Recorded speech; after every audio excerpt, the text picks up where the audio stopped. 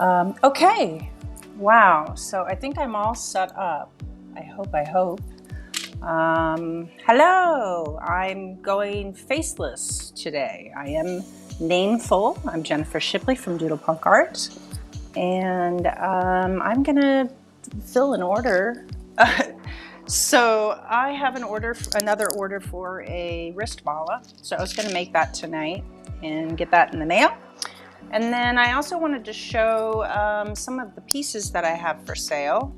So I'm gonna grab a couple things right now, real fast, before I get started, and give people a chance to join the chat and make sure that everybody can hear me. And if there's any issues, do let me know. I am opening the chat so I can see your comments if you leave a comment. And let me know who you are, because I'm going through Restream and I can't see your username. So just let me know who you are and say hi.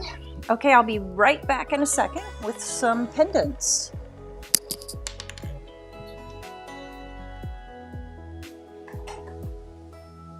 Okay, so let's move everything around a little bit here. So I have plenty of things completed, ready to ship. I'm going to show you this one because this is one of my favorites.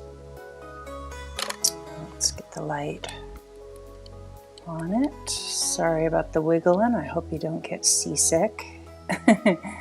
I do. That is Imperial Jasper. And I wrapped it with copper wire. And you can wear it either way. It's reversible. And that is $135 for that's my show price, off Etsy price. This is lepidolite. It's a lot of fun.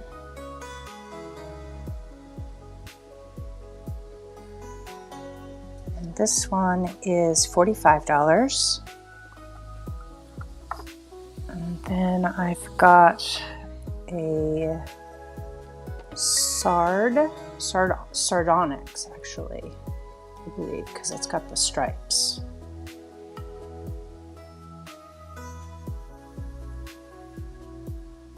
That one is $75.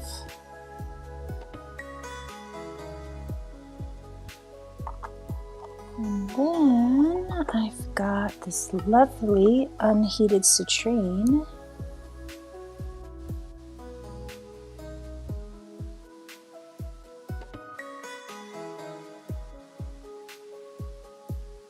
That one is $65. And I have chains to match everything. This is a piece of jasper that I found at Westport and tumbled.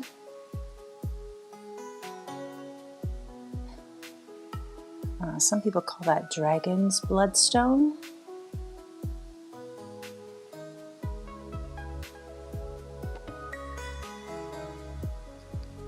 And that one is $55. And I have a Kambaba jasper in that same design with coin-shaped bead for $75.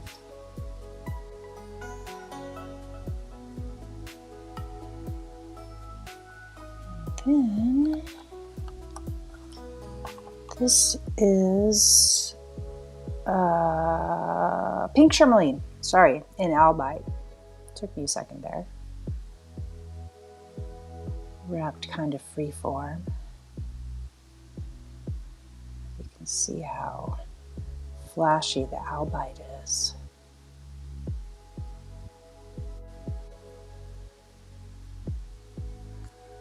And that one is $115. And then I have a red phantom quartz. with a little eye there. And the eye is aquamarine.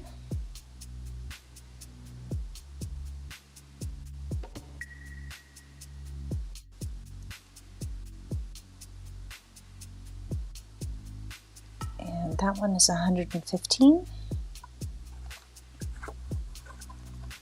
This one's really fun. This is blue lace agate.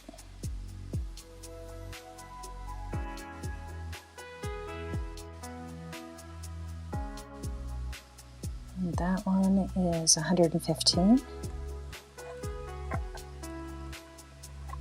And then here's another crystal that I found.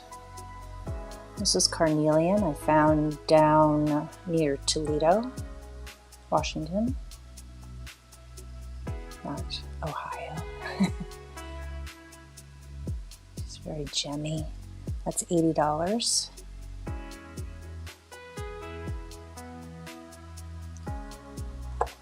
And then on the lower end, price-wise, I've got a $25 pendant here. It's blue lace agate. Sorry about the wiggling. I light.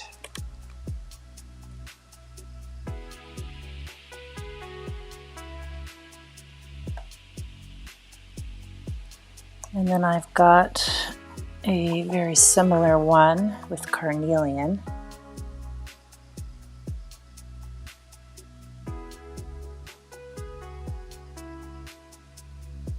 For $25. And let's see, let's look at the sphere here. This is fun. And that's copper and sterling silver accents. This is a phantom quartz. So what happened was when this crystal was growing, the growth conditions changed, so it stopped, and some other minerals got in the vug and started growing on the crystal, and then the conditions changed again and sealed them in. So you can kind of see when you get the angle just right, you can see lines like planes where that was the outside of the crystal, and then that got sealed inside. So very cool. And that one's $75. And let's see, what else should we do? Here's a unheated citrine. It's got a smoky termination. It's a pretty simple sort of freeform wrap. You can see it's got that really nice lemony yellow color. This is not heat treated amethyst. This is $65. And here's a nice green phantom quartz or lodolite.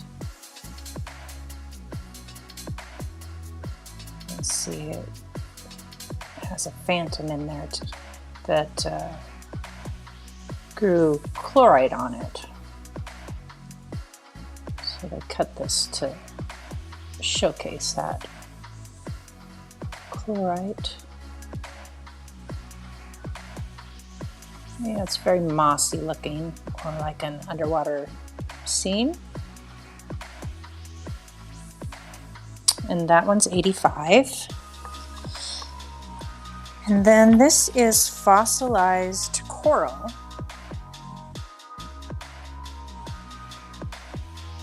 That I wrapped again in copper. And I always like to make the backside pretty too. Even though you're the only one that sees it, I like the whole thing to be complete. So that one is $135. And then this one's fun. This is orbicular jasper, ocean jasper actually, which is a type of orbicular jasper. And I added some accent beads and had fun with color. I want to make more of these. This was fun. This one's kind of along the same lines. It's sort of shaped like a guitar, kind of. But I didn't really have any plan when I made it. I just started bending, kind of doodling with the wire. And this one's $2.25. This one is $1.50. The other one. And then here's another eye pendant. So my display got a little bent. And this is a smoky citrine. Quite a dark smoky termination with a carnelian eye. It's pretty big. 115. And then this is probably one of my favorite ones I've made. This is petrified palm wood. And I wrapped it in copper and brass, actually. There's brass there. So I like the back. It kind of looks like a man running. Sort of like a, I don't know, he's got a swirly head and chest area, and then he's got like spaghetti legs. Okay. And now I'm going to get started wrapping, or not wrapping, making the mala, and then I can show more pendants later. Hold on, let me put this away.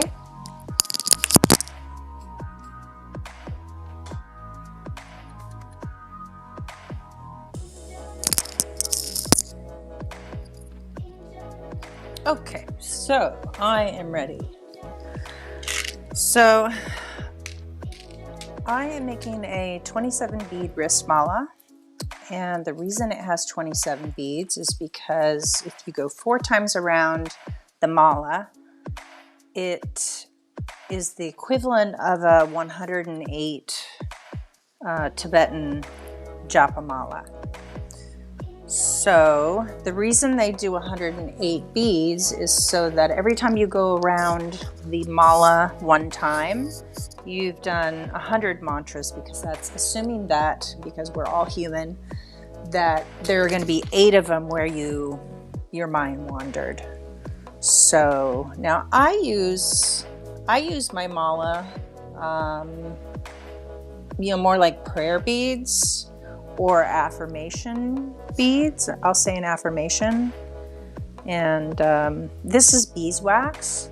So, and I should have explained, this is Ceylon thread. You can get it at Shipwreck Beads at Fire Mountain. But I use the 0.9 millimeter because it holds up to 85 pounds of weight. So it's just proven to be a very, very long-lasting material to make a mala out of. And considering that you're using it, and when you're doing your mantras or prayers, you're kind of moving the beads around with your fingers, and so you want it to be strong. And then sometimes gemstone beads are a little bit sharp, along the edges. So for longevity, I've just found that this lasts forever. So when you coat it with the wax, it will help seal in all the little fibers so it doesn't fray, and it'll make it stiffer so that when you are doing the knots, that it's easier to grip. It's just all around, like, you don't want to do it without the wax. And then at the end, in order to feed it through the hole, I really put a lot of wax on the end because it will make it stiff and somewhat pointy. And I'll pick whichever end has the best point. after I've kind of done this, you know, on both ends. And then that's the end that I'm going to use to feed most of the beads on.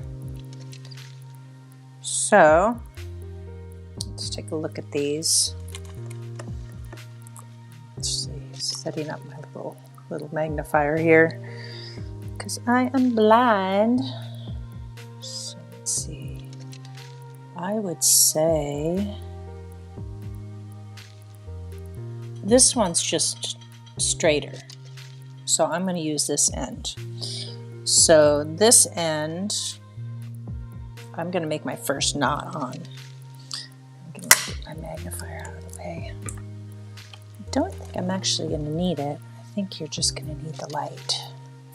So I want to make my first knot about that far away from the end so that we have enough room to work with at the end when we are doing the, I'm going to show you how to make a macrame slip knot, assuming that my phone battery lasts. If my battery dies, what I can do is unplug my headphones, turn the music off, and finish the video. Sorry, I wanted it a little bit closer to the end. Finish the video with no music. So I think we all can survive a little while without any music. Not that I need to move this down. And I also didn't tell you how long to make the to make the cord. I just realized. I wrap it around my wrist 3 times with 2 long tails. Actually, I'm just going to leave that there because it's not coming undone and it's fine. We will have plenty of room. I always have tons of room at the end. And then if we do run out of room, we can always, you know, add beads on this end. But that's not a considerable amount of room there on the end left. Not a huge waste. Hey, hello everybody. Hi. How are you guys doing tonight? It's nice to see that I've got a number of viewers tonight. How awesome. So I wish I had planned ahead and had everybody, you know, get some supplies so that you guys could do it with me. But this will be in my lives on my YouTube, on Facebook. I think this one has a hole that's too small. That's a reject. So I'm going to get my little reject bin. So now, if they're rejects, I mean, they can still be used for earrings or whatever, or I can drill the hole out. But I like to feed all the beads on at the beginning so that I can kind of pick the order and make sure it all looks good. And then also just to make it, well, for a number of reasons, but to make sure I don't make a mistake and put on too many beads. Or put on beads that, you know, don't quite look good together. So maybe I should have put a red one here, or, you know, I try to kind of, you know, pick, you know, there's only so many red ones. So I try to space the red ones out and then, you know, alternate from color. So here I did a dark one. But it's kind of a transparent dark, so I might do a medium opaque, like this one that has a little fleck in it. You know, I just try to make it look kind of random, even though it's not. But, you know, spaced out and balanced. So every so often, there's going to be a white one. Every so often, there'll be a really dark one. So now I have a little fleck of red there. So I'm going to skip doing anything red for a minute and maybe go back to a lighter color. And I'm feed them all on ahead of time. Also because it just goes faster when I do the knotting. I find as I work that I work a lot faster when I assembly line things. So You know, when you have a repetitive motion, I'm not sure if this one's going to go through. Oh, look at that. That's because we got the end really nice and pointy. So I think it's about time for a red. Let's do, I'm just going to do a, maybe I'll do a red mottled. That's a really pretty one. Actually, no. We'll do two solid reds. We'll do one on this end and one on the other end, provided the holes are big enough. Okay. Okay, and after that, I'm just kind of gonna pick sort of a medium color that I have a lot of.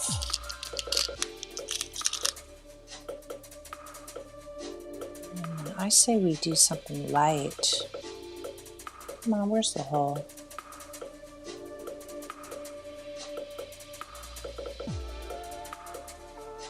This is the boring part.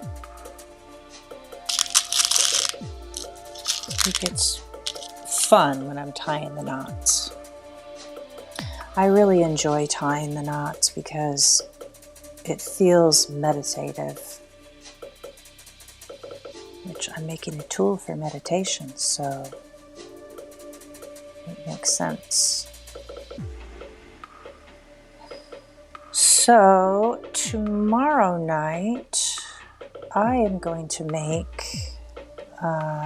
selenite ornaments because I have an order for those. So that should be fun.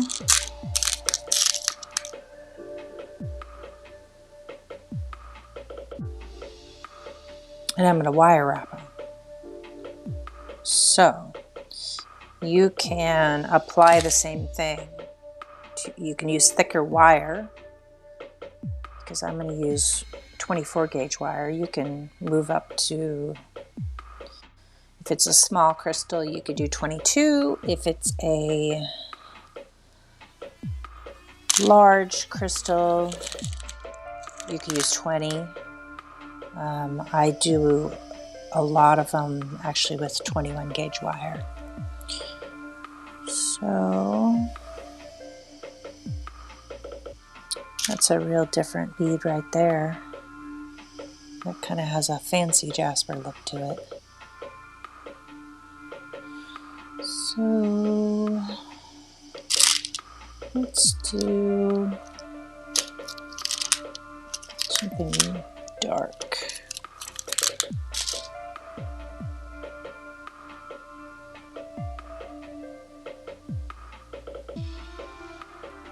How's the music? Can you hear me? Anybody there?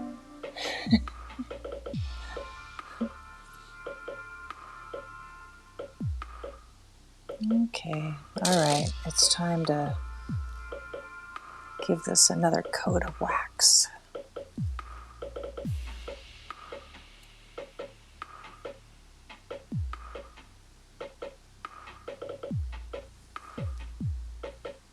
Okay, that looks pretty good. Do kind of a mid-color. That one.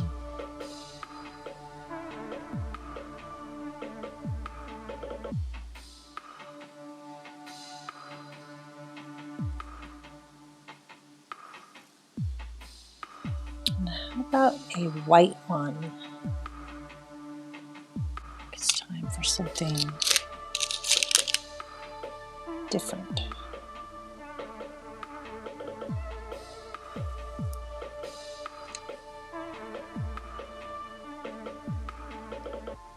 I kind of want that one, I kind of want to switch the place of those two.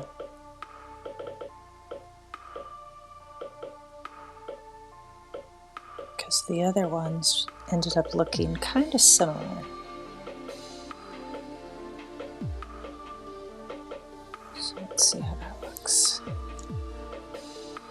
like that better. Okay, so 2, 4, 6, 8, 10, 12, 13. So about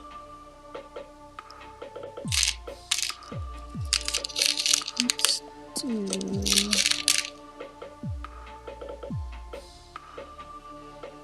maybe I'll do something with red.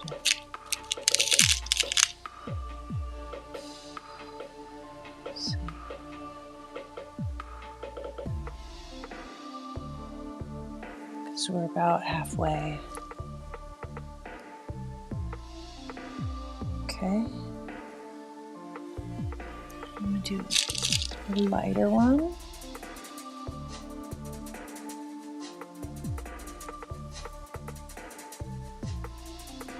And then just gonna do a darker one.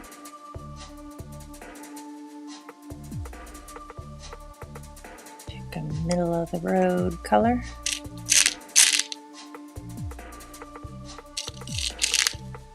That's a little too similar. This one's got a little bit of red in it.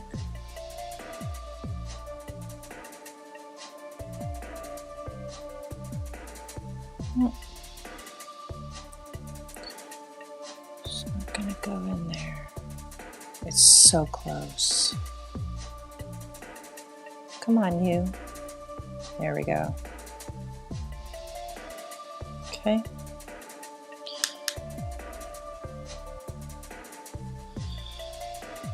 All right. I'm gonna do something clear.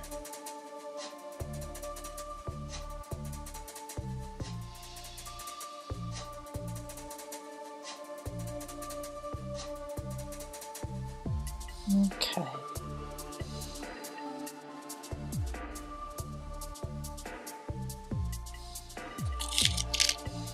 Do something with red.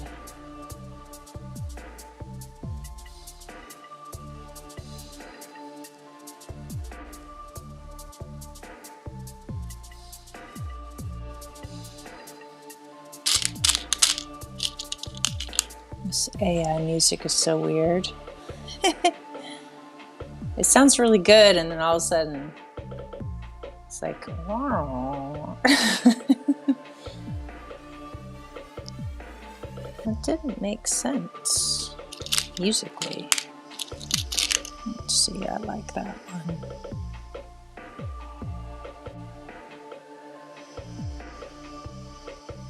I think we need to add a little bit. We are getting close to where I want to put another solid red. So let's do maybe something a little darker than that.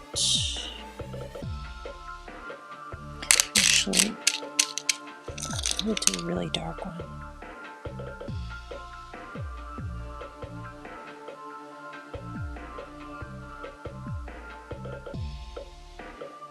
Come on in there.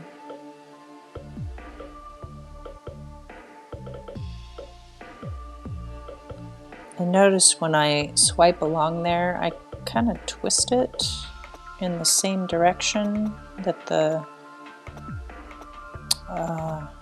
twist goes.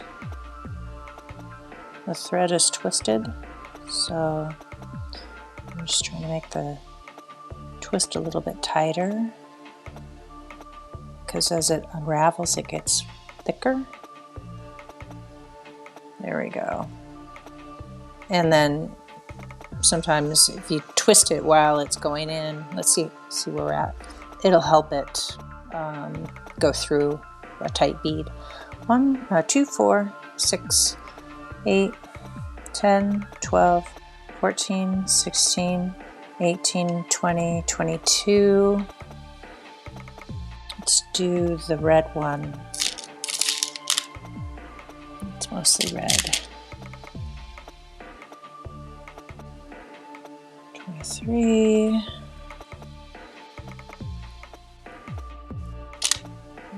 Kind of a medium colored one. 24. Just a dark one.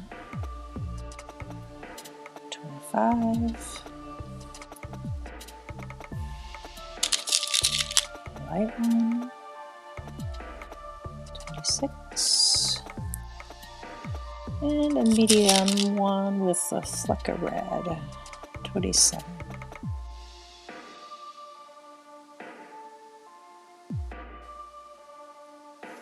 Okay.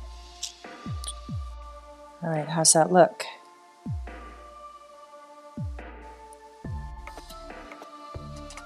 Good color combo. Kind of evenly spaced.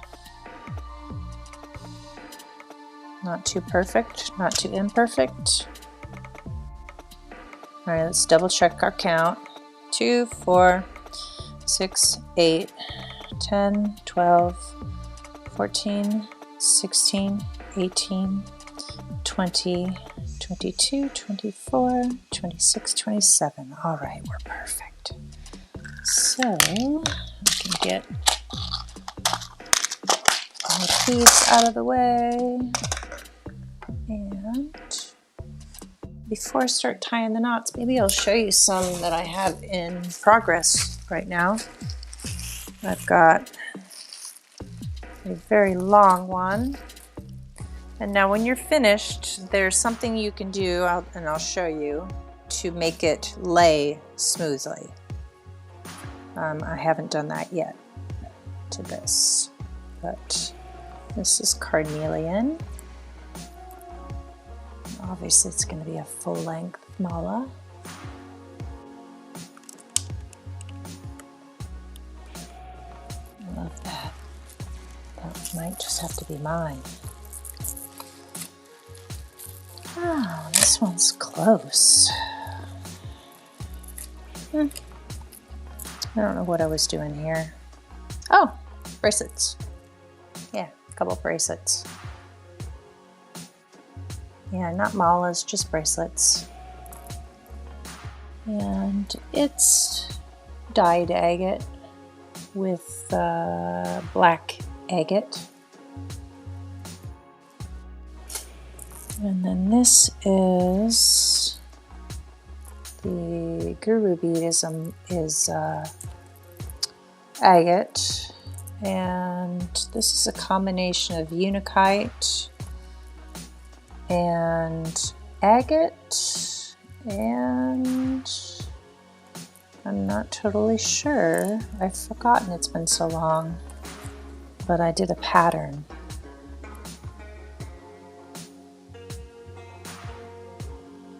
So,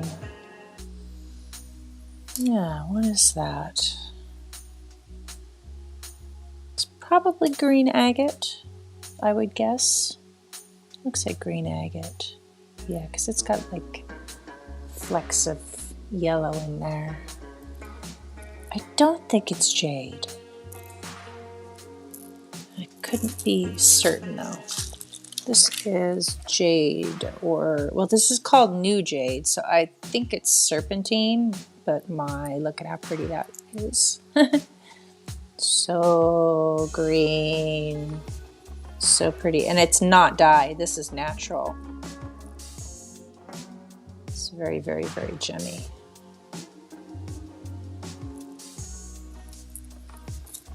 Let's see, I've got a amethyst with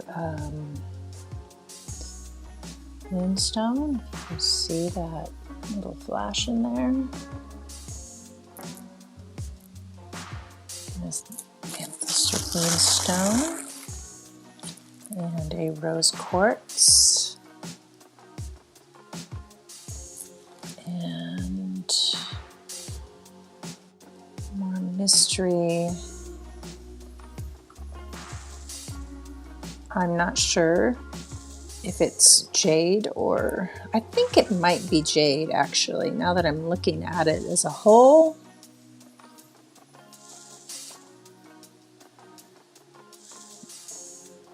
I think it's probably jade. Pretty though. I've got some bone and wood. Well, it's a different thread. It's thicker. I don't like it. It's hard to work with. And then here's another one of those new jades in the wrist mala size, which is serpentine.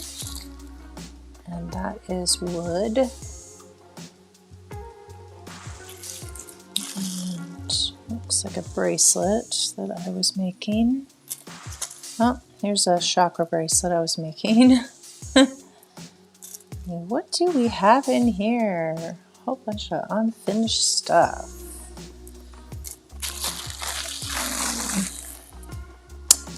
Yeah, this is Amazonite.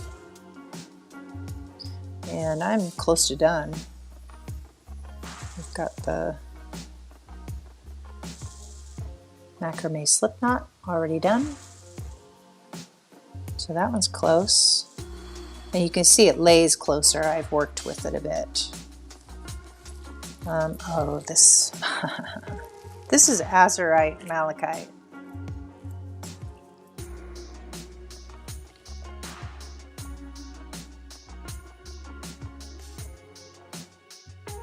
Pretty stuff. Almost done. And these are 40, which includes domestic shipping. This is agate. It is dyed.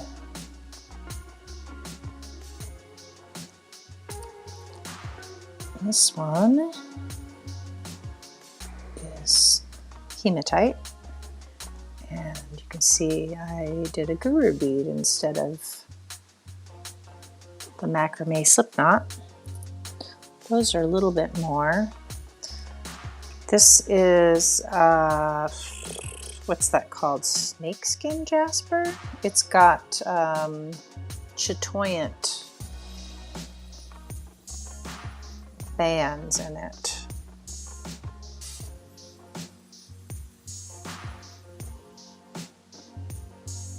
I don't know if you can see that. Camera doesn't really do it justice. Tiger eye in progress. Here's an unakite.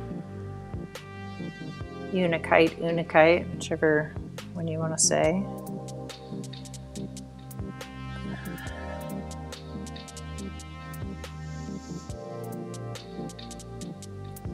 Pretty. Tiger's eye. Oh, this was mine. This is actually mine. Yeah, this is the one I used to wear forever. It needs to be. So this is what you do. You just regularly swipe these. You can see, you know, I wore the heck out of this thing. So you just re-wax the cord like this. Real simple. And then do it again on the inside. And you do that with the macrame ones too. And it just lengthens the life of the thread. It holds all the fibers down. It protects it, and it also makes it so that the knot, it doesn't slip very easily anymore. And so if you wear it as jewelry and you wash your hands, then you have to, you know, reapply the wax because it will wash with soap and water. It'll wear itself off. But yeah, so how you use a mallet is you you always go towards you, and you do it with your thumb and your middle finger. This finger represents your ego, and so you're trying to leave your ego out of this. So some people do it like this. I do it like this. A lot of people do it like this. And you go towards you, not away from you. You go towards you. So this would be one, and you'd say, whatever it is, you know, I feel at peace with the world.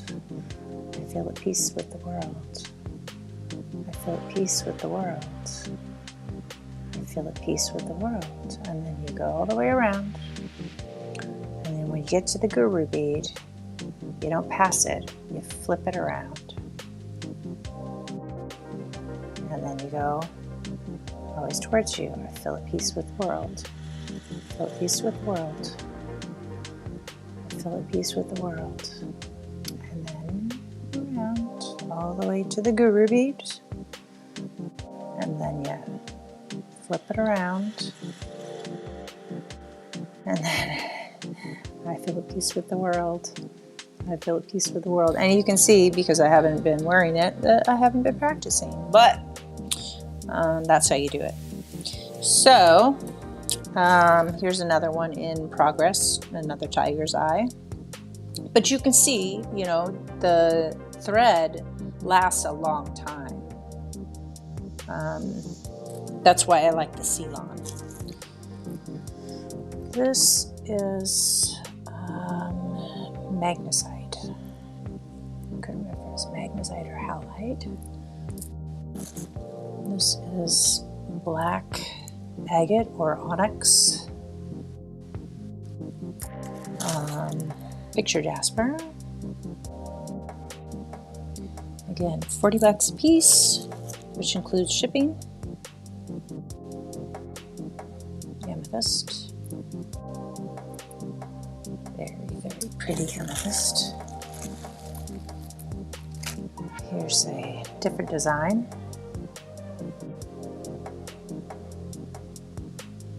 That is snowflake obsidian with mountain jade, which is dolomite, dyed dolomite.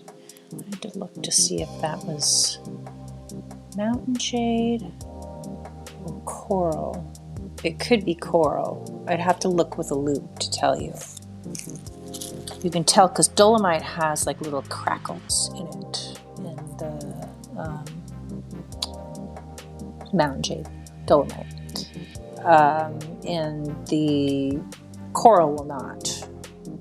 Okay, so we have some agate with agate, different color agate, a little accent beads here. That was pretty.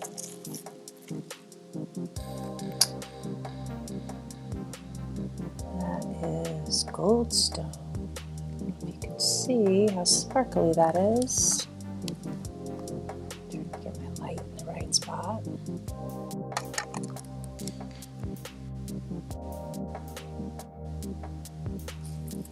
Okay, carnelian.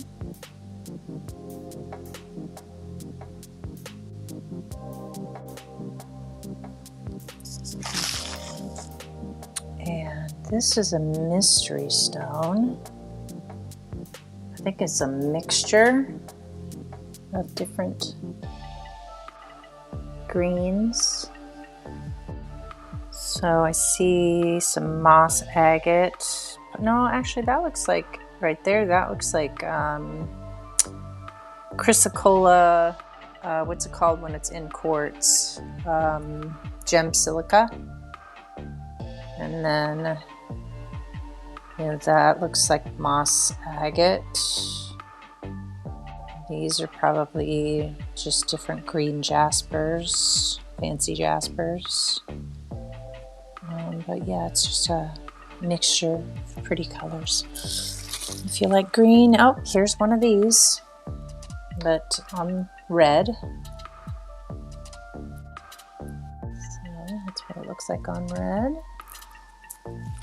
And here's a little itty bitty guy with the gold stone. And as you can see, I have been busy. There's another tiger's eye. This one's got some blue tiger's eye mixed in there. So you can see that blue in there. I don't know if you can see that. Okay, and the last one. This is genuine turquoise. So, oh, where are the ends? There we go. Yeah.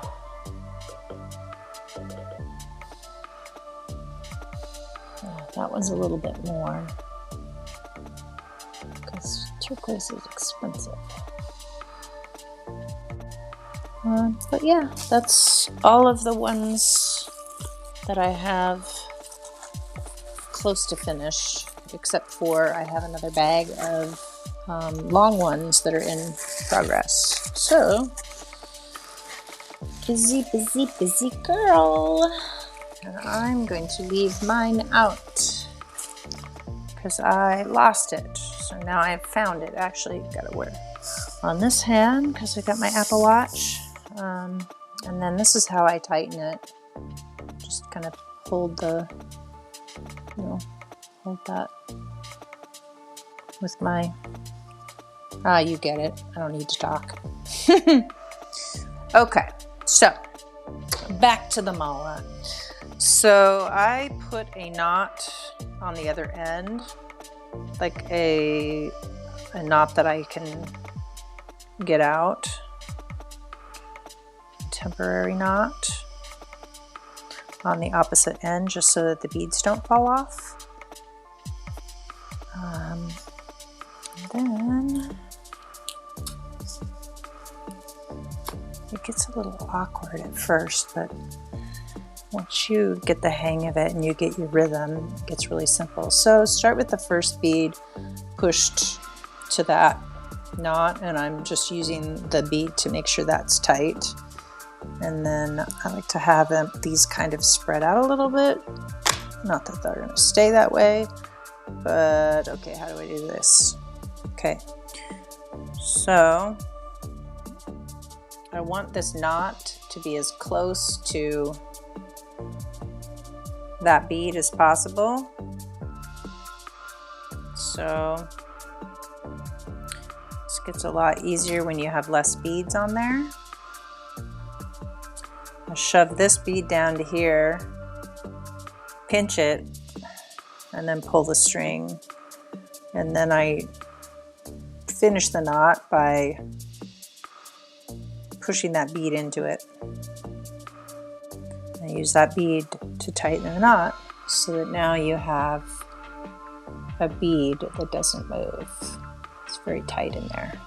Okay, so when I do this, I don't know how to describe what I'm doing. I make the threads, butt the thread up to that last bead and then pull it through. And ideally, if I had a bead that was right there next to my finger, it'd be quicker than having to slide them all along there. And then I use the next bead to tighten the knot. And then here you can see now I've got two very, very tight beads. And now people do this with tools. I just do it this way. This is how I've figured out how to do it. So there's actual like knot tire contraptions that you can buy. Actually, I might be able to grab that before I pull it through.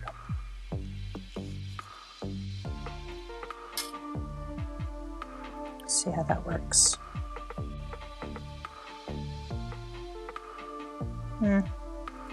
It kind of works. I don't know if it's any easier.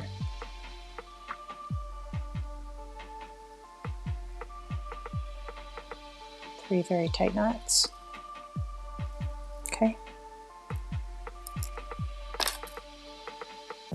Yeah, I don't know if that really helps to have it right up there or not. We'll see. We'll try it a few different ways and see what goes the fastest. So if I grab that first, yeah, that's kind of awkward. But it might just be, I have to practice it. Let's see. Yeah, that does actually kind of work. Yep, that works. 3 tight beads. So seems to be going okay that way. So we'll try it a few more times. See if I mess up. Okay, so I would have to have that bead right there so that I could grab it and pull it through and then just pull. Okay, that seems to work. Okay. So yeah, I mean, you either do it that way or do it like this, where you're not grabbing the bead, you pull it through, and then you slide a bead up and grab it and pull it. So either or, you know, both work. It's just whatever's easier. I think for me, it's kind of easier just to do it this way because it pulls through faster here. And then I'm just pretty quick at sliding that bead up there. But somebody else, you know, might find it's different for them. But that's 2 ways you can try. So again, if I did it the other way, I'd have to slide another bead up here. Then I would, you see, the problem is the bead goes sliding around a lot. So by the time I get to this, it's already slid down to there. It would have to be, you have to be right there so that I could just grab it and then pull this through. So, which I find it harder to pull the thing through that way. And I don't know that it's any better because that one, that knot's a little loose. So, so yeah, you can experiment, but I am gonna do it my other way. Okay, because now I have a knot to pull out. So, which is very tricky when you have a twisted thread. So I have this little magnifying lamp.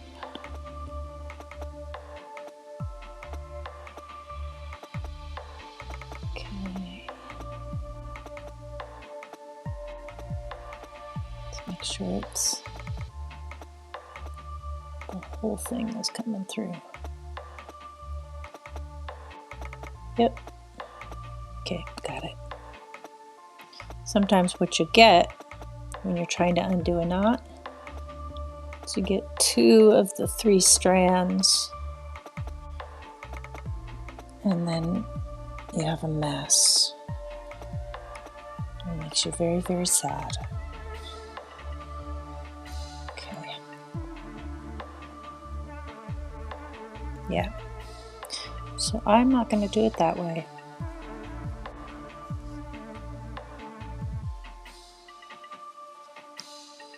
Yeah. Okay. So let's get my lamp out of the way. Sorry for making you seasick. All right. So yeah, that's way faster for me. The moving the knot up or the bead up is a little awkward. But still I think it's faster for me because then I can go straight into the next knot without any fiddling. And just slide it up. And I mean, once you do the same thing over and over and over and over and over and over, you get like a rhythm, and then it just goes fast. Yeah. So, but that's another way you could do it if you want to experiment and see which one works best for you. And there you have it.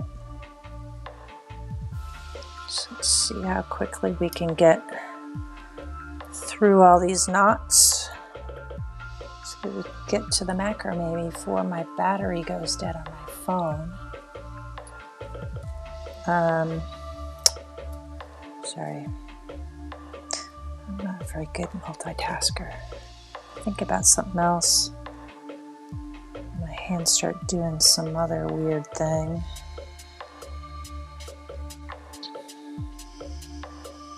Okay. I have a new iPhone that I just have to activate. So this phone that I'm using now, the battery has been bad since I got it. Like shortly after I got it, it started having issues charging, and I just never took care of. Like I should have sent it back and said, no, there's something's going on here. But you put it on the charger and it just like randomly, there I'm talking and messing up. It randomly decides it's not going to charge. So you have it on the charger, you're thinking it's charging, and it's not. So I was stressing to get it charged before I went live, and I didn't quite get it to 100%. So we'll see. Also, I was making dinner and vacuuming the floor. I got almost the entire floor vacuumed. I got my dinner made, and then I had to put it in, serve some up and put it in a bowl in the refrigerator so that I could eat it, because I had 11 minutes left before I had to go live, and I still had to get the phone logged in.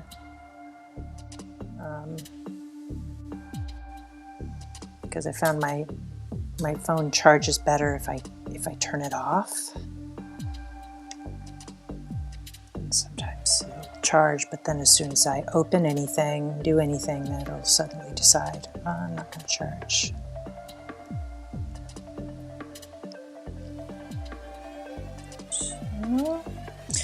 But I have a new iPhone 16 with the brand new case for it, with my robot conglomerate pattern on it. So that's a lot of fun. So I'm excited. So, and actually it doesn't have any more memory than my phone does, which I filled my phone up like immediately. So I have issues, but my mom got it free, so she's giving it to me for Christmas. So hey, it's a battery that works. Maybe the camera will look better. Maybe the mic will be better. Oh, I'm not using a mic.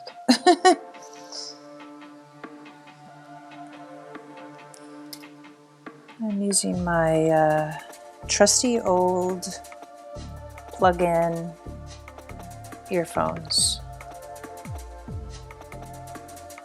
Apple EarPods.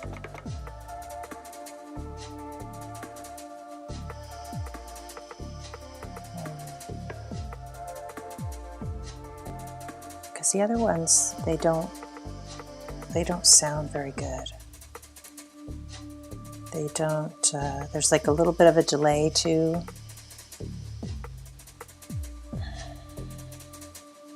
Uh-oh. There's a delay.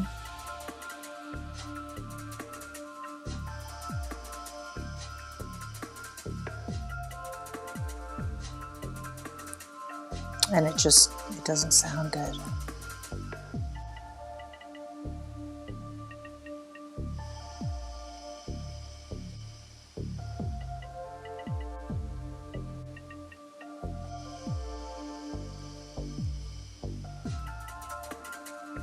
Okay, last knot. I mean, not the last knot. The last knot before I have to change gears.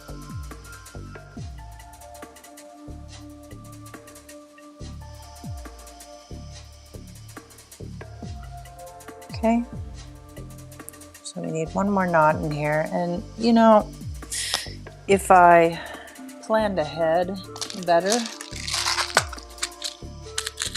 I would do this ahead of time.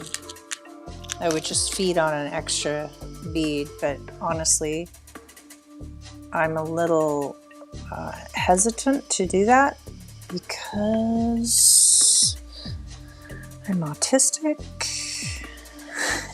and I'm afraid I'm gonna knot that bead on there too. So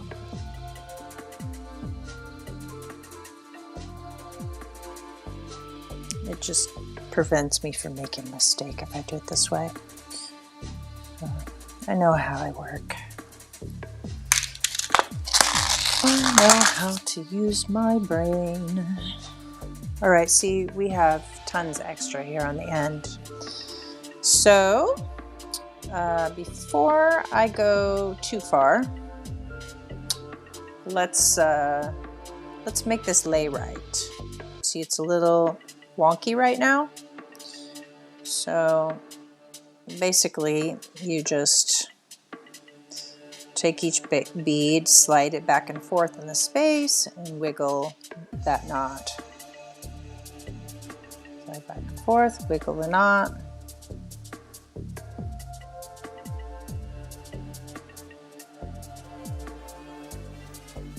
And it'll open up a little bit of space in there, which will make it easier when you're doing your mantras. You want just a little tiny bit of space in there so that the bead will kind of roll in your fingers, and it makes it easier to go between beads, especially if you have bigger hands. Though I can do these with 8mm beads too. These are 6. I usually use 5 or 6mm. Those little, there's a couple in there, the new jade and the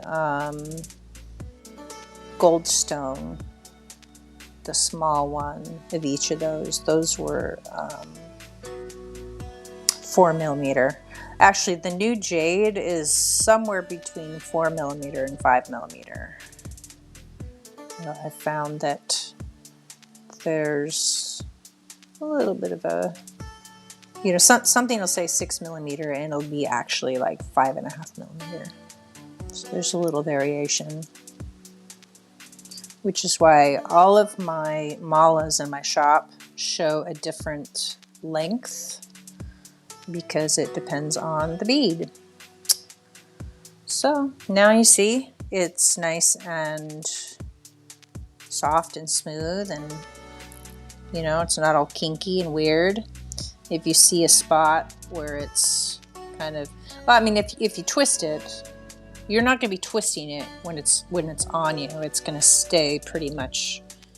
But if you twist it, you'll see it's kind of starts to kink. So if it's all straight and you see a spot that it's just looking a little like it's not quite laying right, you just work on that spot. This one right here.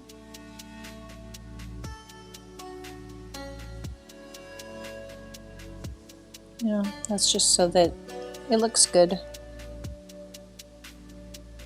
I think that looks pretty good. Okay, so I made a jig to do the macrame knot, which surprisingly worked.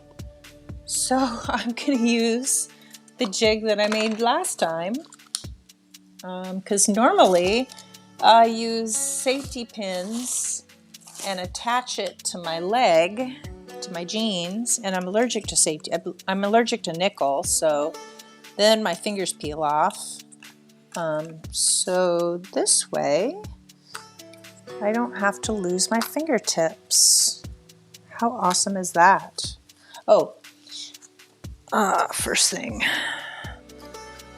things first, gotta tape the jig down. And this was just like, the first video I did, I tried something else, it didn't work. I think I just tried this, it was really awkward. And then when I did the next video, I was like, oh, how about we try this? So actually, I'm not quite centered on the camera, or in front of my body for that matter. So, and actually I like this so much that I probably am going to just coat the whole thing with packing tape so that it doesn't tear. And, oh, shoot, I can't do this yet. Gotta think, Jen. Coat the whole thing with packing tape so that I can reuse it and it doesn't rip.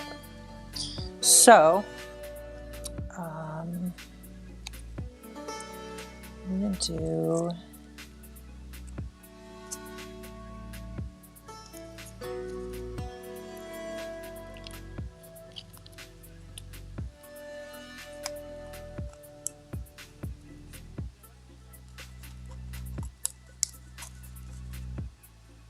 I didn't need to do it that way, but whatever.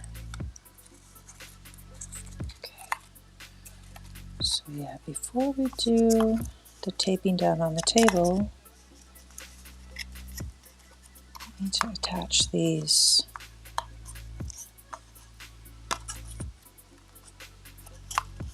And the wires around the back. It doesn't really matter which way I bend them, just as long as they're tight. So that's what I did.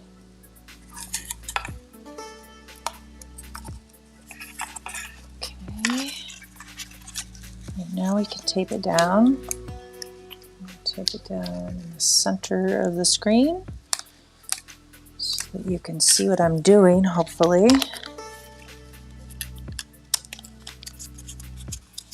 Okay. All right.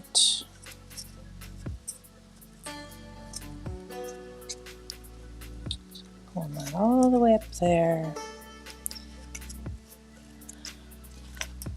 This one I have lots of extra room, so it doesn't really matter.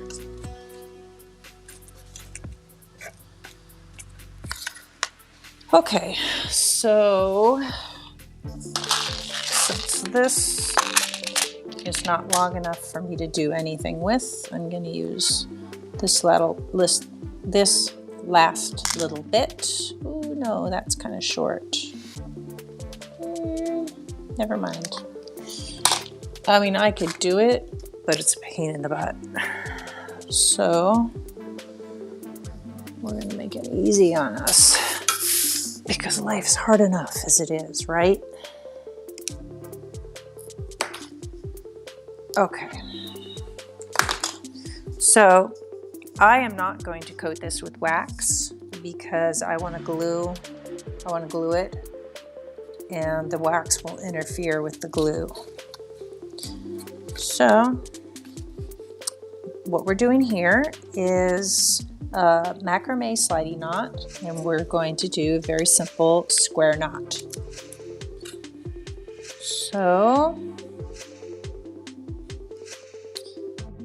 So start with the left side, cross it over the top of the center cords. Then pass this one underneath and up through that hole. Grab this end and pull tight. Okay. Now it's kind of turned itself. I don't want it to turn, so I'm going to loosen it, put these back the way they were, tighten it. Okay. And you know what might help is if I pull this side, pull both of these all the way to there, and then I might, to keep it tight, so I'm just figuring this out as I go. I'm taping the string to the table. You can't really see.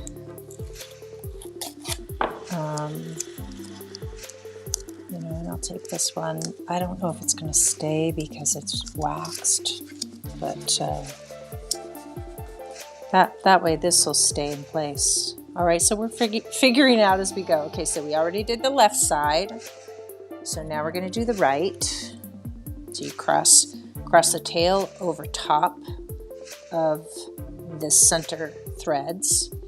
Then you take the left side and you put it underneath the tail and up through the hole, underneath everything basically, and then tighten them. Okay, and then we go back to the left side. We make a little, that's a Q. Cross it over top of the tail and underneath both the center threads and the tail. Pull it up through, tighten it. Okay, now we're making a P. Go underneath the tail and everything, up through the hole, and tighten it. And we're going to do one more set. Make a Q, over the tail, under everything, up through the hole, tighten it, make a P, over the tail, under everything, and up through, and there we have it. That easy. Okay, I'm going to take it off. Take everything off. And let's see if I can do this without ripping my jig. Okay, not too bad. It's not too bad. Okay, just undo our little wire pieces.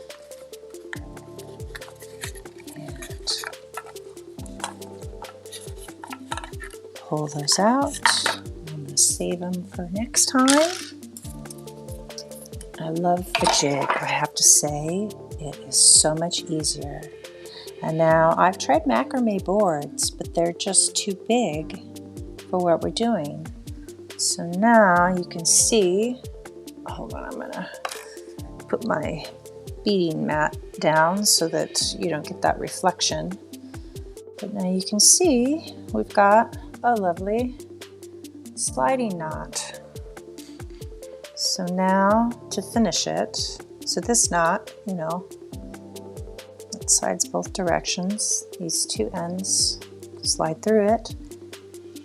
Okay, and first we're going to deal with these ends. Now, I used to just snip them. I used to glue them and snip them. But now I do something, I have something called a thread zapper.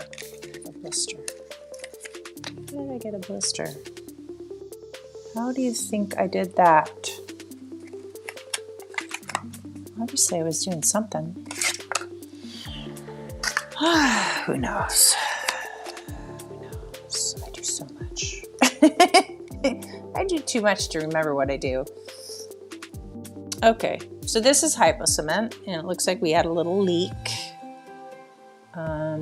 which it probably leaked out of that hole, you know, out of where it connected. Sometimes it happens. I'm going to remove that because I want the needle to be open and unobscured. So I'm going to carefully remove that. When it leaks like that, that's an indication that the needle is a little unstable. Unfortunately, that happens. But this is GS Hypocement, and they have a couple different versions. I know of two versions. They have the one that's for fabric, which I bought, and I didn't like it. I have used this to seal all the knots on my slip knots for my necklaces, and it does a fantastic job. Okay, so what I want to do, and I wish I could zoom in for you because, let's see. Okay, hold on. I'm sliding my lens over so that I'm kind of as close to the center of the screen as I can be. No. Hold on. There we go. Okay, so what I want to do is keep these things from sliding out. So, boy, I wish I could zoom in closer for you. So, we'll start with this side. It's going underneath this little, you know, this little, I don't know what you want to call that. It's coming out underneath that little knot. And so I'm going to stick my needle up in that knot. And I have this paper here to collect the mess that comes out once the glue starts coming out of the needle. And I always do this a little bit because it tends to get a little bit clogged. Once it starts coming out, it comes out fast. So key is to get it in there as quickly as you can. Get it all the way in so that you can get some in on the inside. Okay. Now we're just going to let that dry. Turn it over, try not to touch it. And there's some little light. Okay, we're going to do the same thing on the other side where it's coming out here. We're going to stick the needle up underneath that thread. Okay, and now I got this gloppy mess squeezing out of the needle, so hence the piece of paper, to clean it off, and then very quickly before a whole bunch starts coming out the hole, get it in between those two threads. Get it in there. Oops, didn't quite. Get it in there. There we go. Go all the way through, and I kind of squeeze slightly and let some come out, and then voila, there we go. Set that down for a minute and clean as much of that off as I can and try to get the needle back in the hole before you get a big glob because then it's really hard to get it back in there. You got to clean it off again. And clean that off, and that's all of that for now. Okay, now while this cures, you don't want to touch it. Get a little piece of wax that got on there. I don't know if it matters. Maybe we can clean it off later. Okay, so while these dry, I want to touch them. because it makes these long, it sticks to your finger and then makes these long strings. Yeah, I'm just getting little pieces of wax off. Okay, so while that happens, let's deal with the sliding ends here. So these two ends that slide. So we want it to be large enough to fit on, most people's hand. Everybody's hand, really. So, that is like plenty of room. Okay, so that's really big. I usually do a little bit less, and I'll just show you what I do. So let's just pull them tight. And the only reason you don't want to go too long, hold on, I gotta get my thing out of my way, is just because you'll have these long dangly things that'll get in the way. Just be annoying, I guess. And, it kind of puts them at risk for getting damaged. So, because my wrist is small, that's how long I did it for me. And I usually go a little bit longer on the ones for my shop. Plus, actually, depends on the bracelet. So these are 6mm, these are 5.5. So it's a little bit smaller. So I don't need it to be like much longer than that. Honestly, that would probably be a good length. So I'm gonna just tie a knot. So you have to do something on the ends to keep it from sliding through the hole, through the slip knot. Okay. I'm going to go about that long. I'm not tightening it all the way though. I'm going to do them both at the same time and kind of work back and forth so that I can get them the same length and make sure that it's long enough. So I'm going to kind of match that side.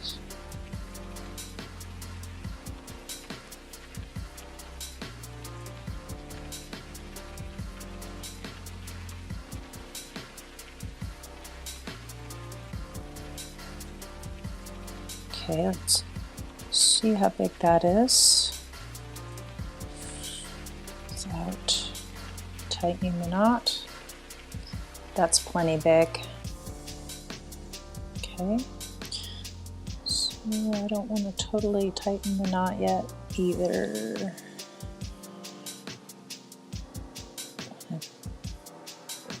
Pull it back into position, because what I want to do is make sure that they're the same length. So I actually think we're making it bigger than it needs to be. So that side being the shorter side, I'm going to take this one down to match that one. So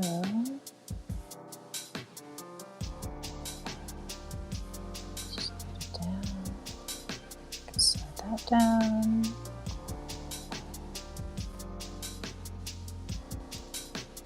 Okay.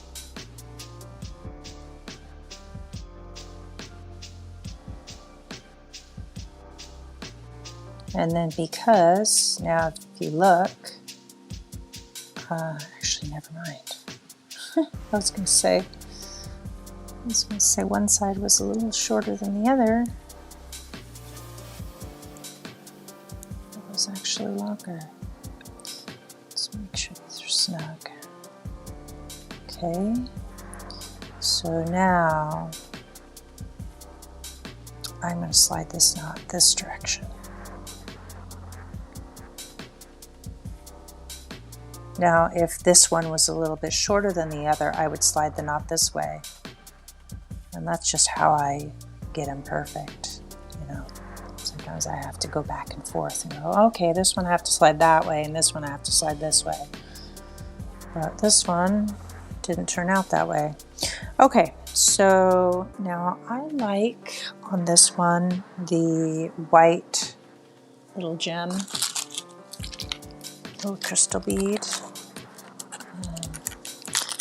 Then I am going to want one of these to tighten it. So I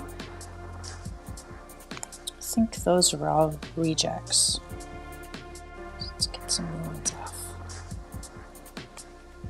What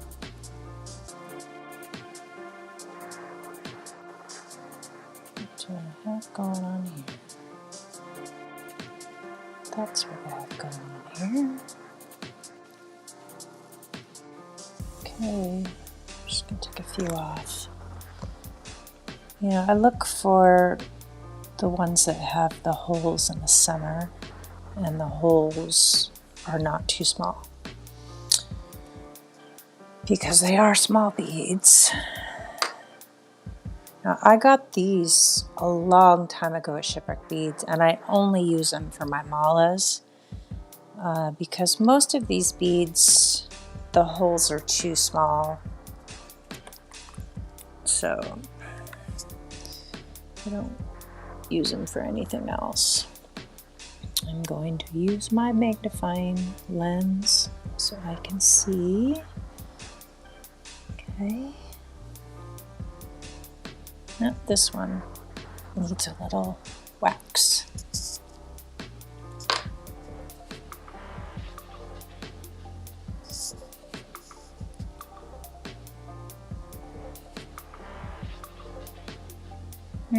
Nope.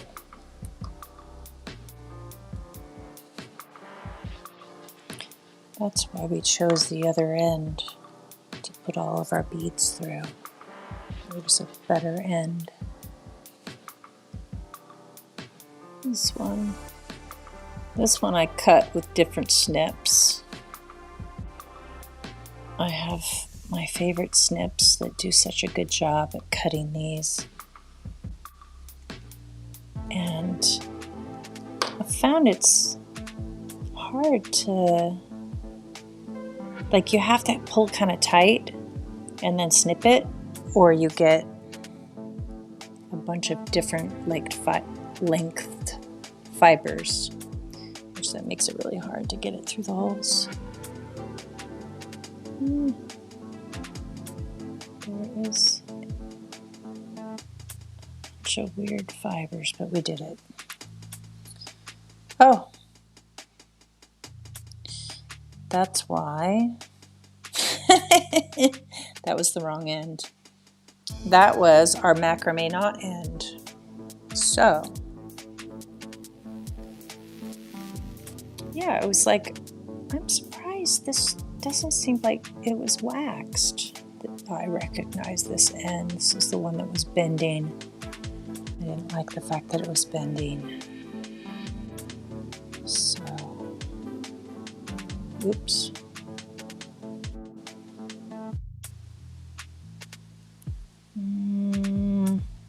I don't know. Nope. Now let's just cake it with wax. As much wax as we can get on there.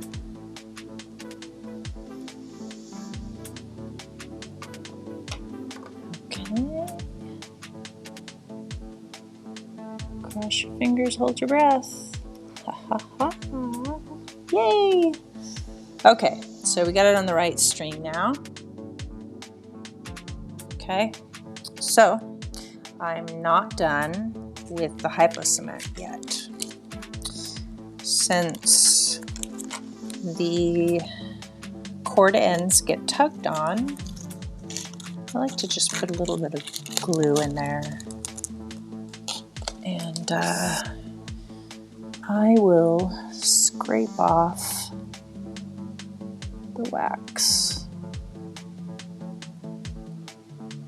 Scrape off some of that wax just to help the glue reach the thread. Okay.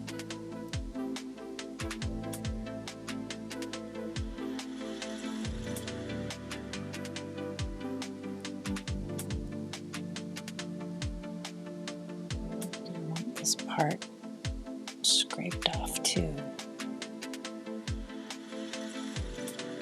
Just double check. I'm twisting it, I'm kind of scraping it. Okay. So now let's get our glue back out. And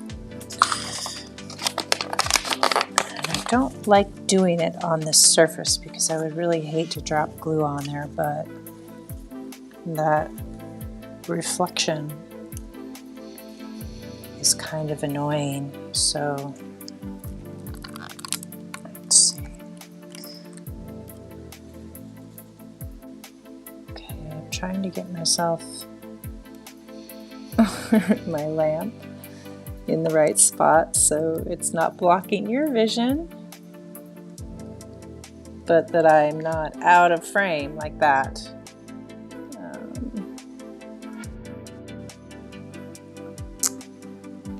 Yeah, I can hear you.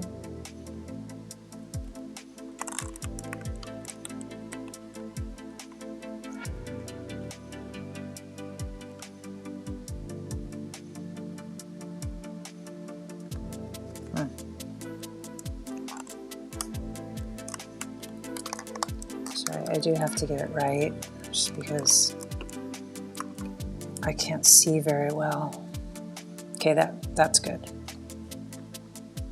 Right there. Okay. I do have to do that. So now I don't want these to come off. So the long one, I'm just going to tie a knot on, and I'm going to work on the short one first. So this is going to be a little messy. So first, I'm going to put just a little bit of glue all around the thread where the bead is going to go. The bead will slide onto the glue. Okay, now while my glue oozes a mess onto that piece of paper, oops. Okay, just have to look and see where my little tightener bead is, which you may or may not use. So I am just bringing that knot as close to there as I can with my fingertips.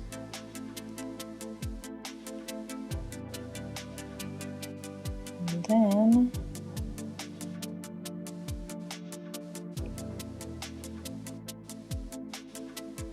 some glue. Oops.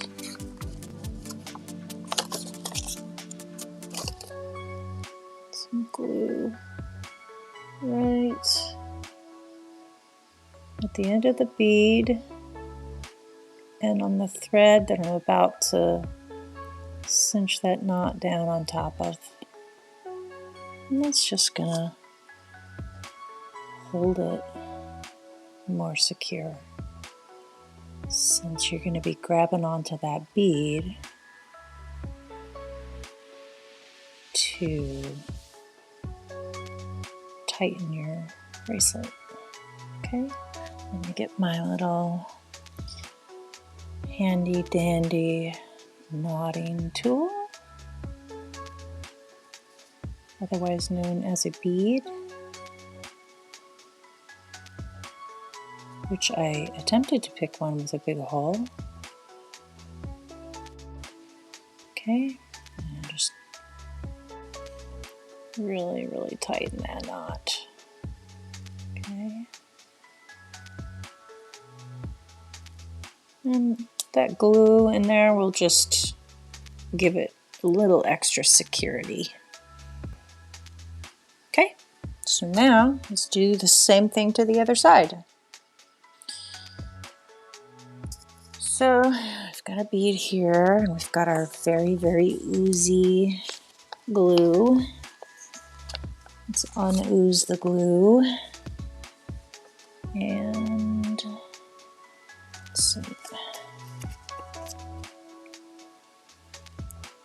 Put a little glue all around. Not too much because I don't want it to squish out when I slide the bead down. I just want the bead to slide right over top of that perfectly. Okay, then make a knot. And bring it down pretty close there.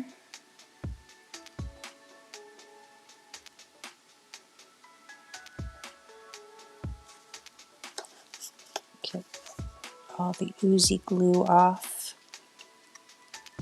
and then get that right down in the hole. It actually fits in the hole. I just squirt some in the hole, and then put a nice little dab on the thread right next to the hole. Okay. Slide that knot down. And I don't know if you've noticed how I wrap the thread around my, these fingers back here so that I can then, hold this steady and push that knot in. Okay, and then before I get that little bead helper, I'm going to de-ooze my glue again and put the cap on. Okay, and we're not quite done with that yet, but we're close. Okay, so now I'm not even going to remove the knot. I'm just going to snip it so that it's easy, and I'm going to pull it tight so that we get a better end.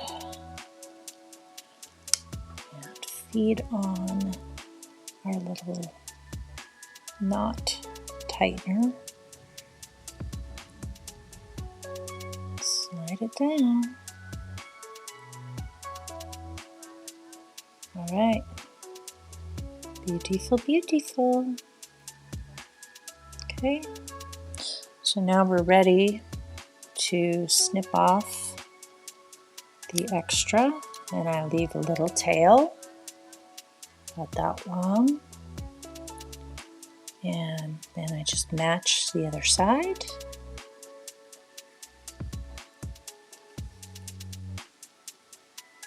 Put about that long. They're both pretty much the same. Okay, now we've got some sliding knots, and the the glue has had a chance to dry. It's not fully cure, but it's dry enough to do the next step,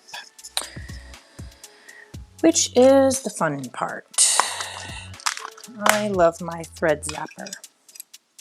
So it's just this little filament thingy, and you push the button and it gets hot and it melts the thread, and it works for nylon because nylon is a type of plastic. And you just push the button and cut it off. And then I kind of make that ball up a little bit there, and then push it in so that it becomes like a little round,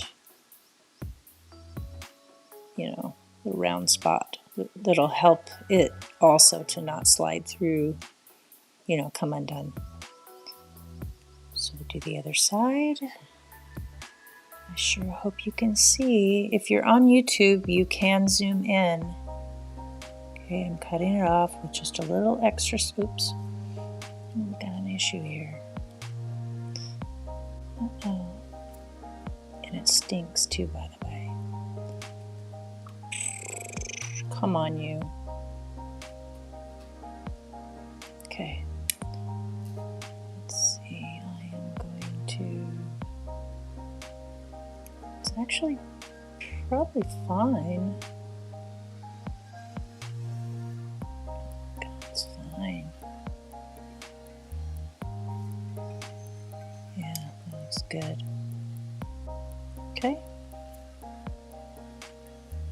So then the very last thing that I do is put a little dab of hypo cement on those ends, just to further make sure that they are secure. And then we are done. Oh, almost done. Almost done. One more step. One more step.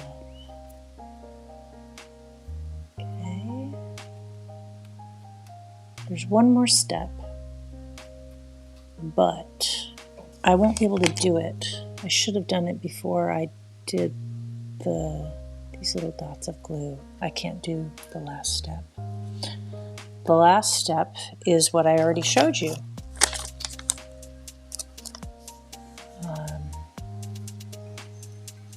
So I'll show you again. The very last thing you do before you are done is you take your wax and you just swipe all around on every side from the last bead as far as you can get towards that macrame or guru bead section, and then you rub it in, put the wax in. Okay, do that on the other side.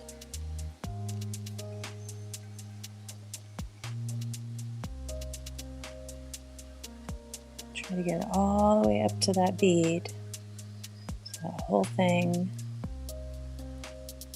is coated.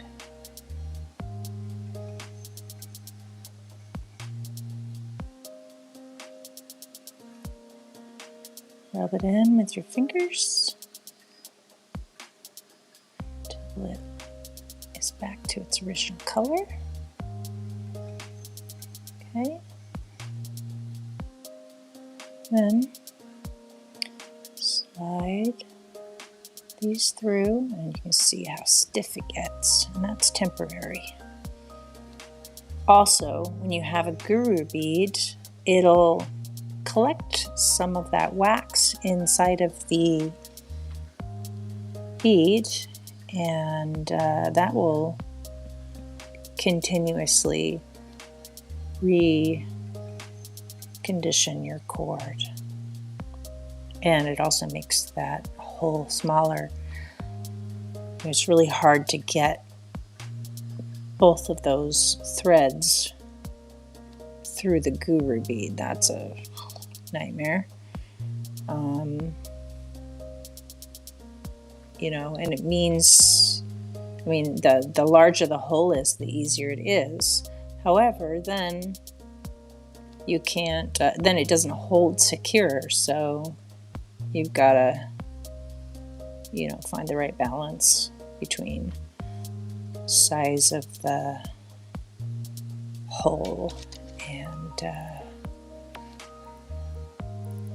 well, yeah. Too big, it's just going to slip around. Too small, you're not going to be able to get the threads through. So, now this was one of my first malas that I ever made. So this was before I used another bead to tighten the beads. I used to do it with my fingertips, and it would make a hole in my nails. and I couldn't get them. I mean, I had to destroy my nails, and I also didn't put glue in this last knot. So you can see, you know, those extra things, that tightening it with another bead and that glue, it really makes a difference in securing the ends. But that's the last step. And then you have something that doesn't slide very easily. But, you know, that's what you want so that it doesn't come undone when you're wearing it. So, just grab it. And that is why I put the glue in those last knots, so that it's really strong. So, there you have it. That is how to make a hand knotted Rasmala Jen Shipley style. Okay. Right, so I haven't lost my battery yet. So now I am going to show you one more tray of jewelry before I say goodnight. And then tomorrow I will show you how to make a simple twisted pendant. And I'll do it through making some selenite ornaments. And hold on, I'm going to take the headphones off. Don't go anywhere. I'm still here. Okay, so I have another tray here. This is a less expensive tray. And I have tons more stuff, so I'll probably show you more stuff tomorrow. But most everything on this tray, I think the most expensive thing is $55. So let's just start in the top corner. This is Tibetan black quartz. And I did secure it with some glue up at the top, so it's really secure. It's not going to slide or anything. I used the hypocement. And that's what the hypocement is designed for. It's designed for holding stones. This is $30. And I have matching chains. This is a beach rock that I picked up at Westport. It's green jasper. And I tumbled it in my tumbler. And this one is $55. And everything is wrapped with copper on this tray. It's all hypoallergenic. Okay, this is a $25 pendant. It is carnelian. Oh, I kind of need that, don't I? I thought I was going to get rid of you. Not you, the light. Oh, yeah, and I'm all waxy. My fingers are waxy. So I'm getting my jewelry waxy. Let me wipe my waxy fingers off. Dirty fingers. Okay, so that is a lovely carnelian tooth. It is translucent, transparent. Let's see if I can show. It's very red. Not really. It is very, very transparent red. Okay, so then we have blue lace agate, another one of these. It's a little different from the last one. Again, $25. These really simple ones are all $25. This one is $35. I found this stone. This is biotite mica schist.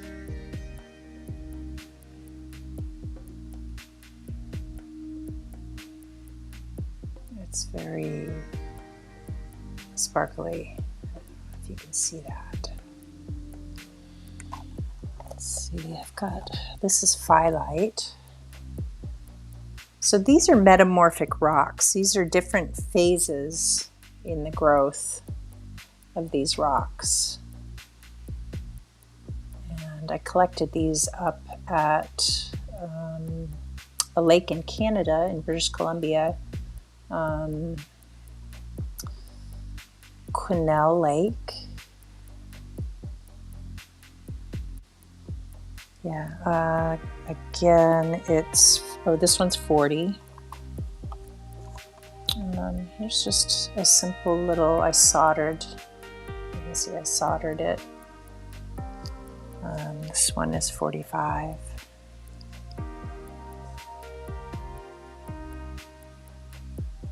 So that's a titanium aura. This is 45.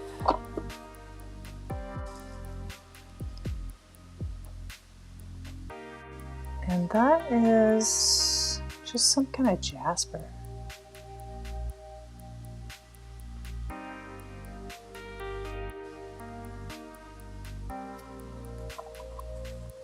Here is another mica schist. This is 40. It's very, very sparkly.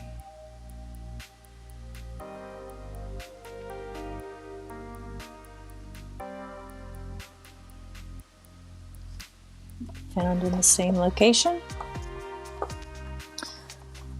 This one's 45, and this is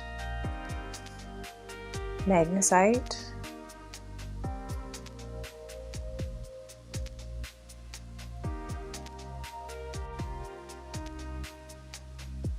Herringbone stitch. And this is another Westport rock that I found in Tumbled. It's green. I don't know if you can tell from the video, but it's a very pretty dark green, kind of swirly.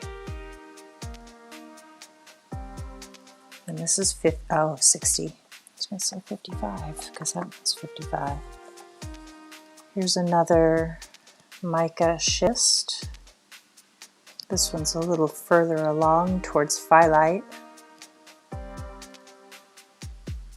I think there's another name I'm forgetting too.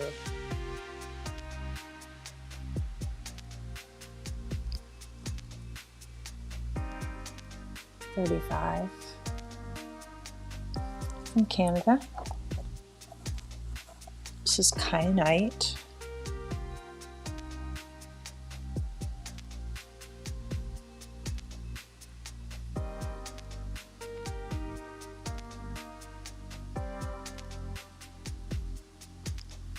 That is 45.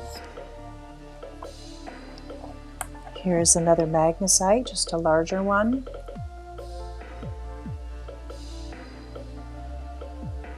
Nice hammered bale. You can see it doesn't really want to focus when I get it too close. That is 45. We've got a little geode here.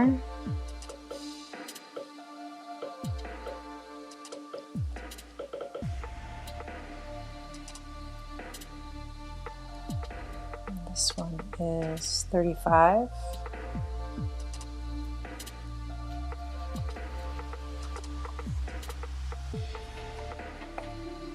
Yeah, this is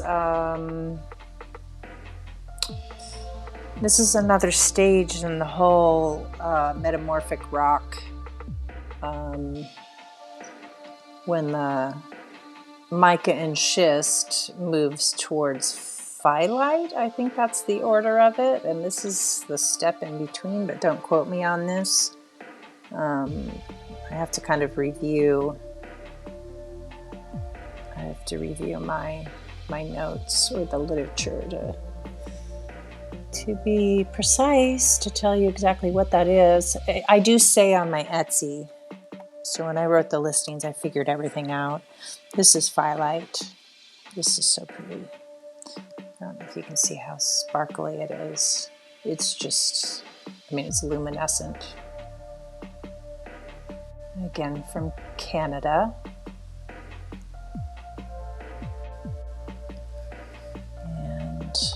Let's see, this one is 45. I think the last one was 45. Yeah, this one's 30, only because it was simpler, but the stone is fantastic. It is very, very iridescent.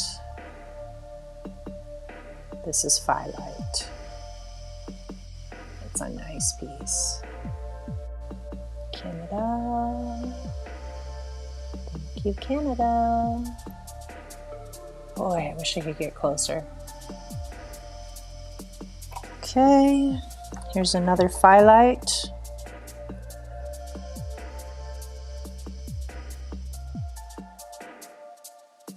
Okay. And this is just a simple yellow jasper. And actually this is from Westport as well. I tumbled it. Picked it up on the beach and tumbled it. So this is a Washington native stone. And it's only 25. This would be a good boy pendant. All right, so that's all I'm going to show you tonight. I've got more trays. I've got a bunch more trays, but we'll just keep it simple.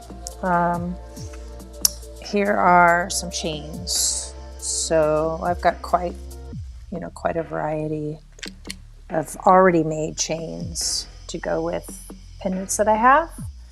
And then if you want, custom chain, it'll take me a couple extra days to make it, depending on how many orders I have.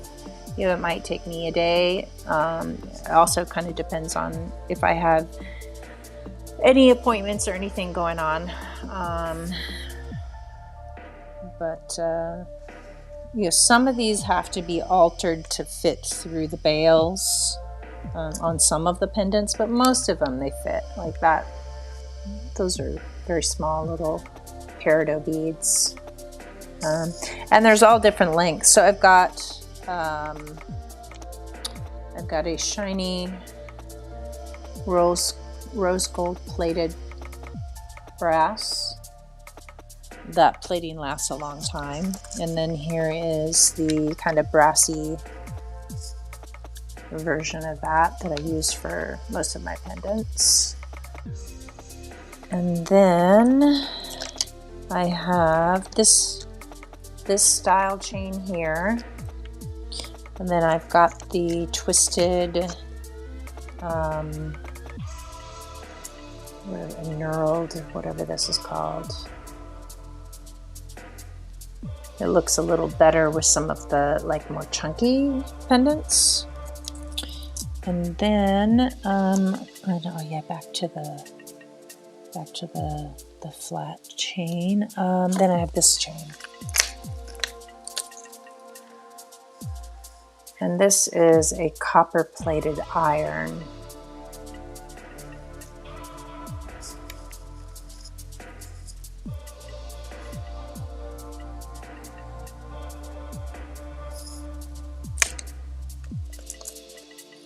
Okay, all right, that's it. I'm done. Okay, well, thanks for watching.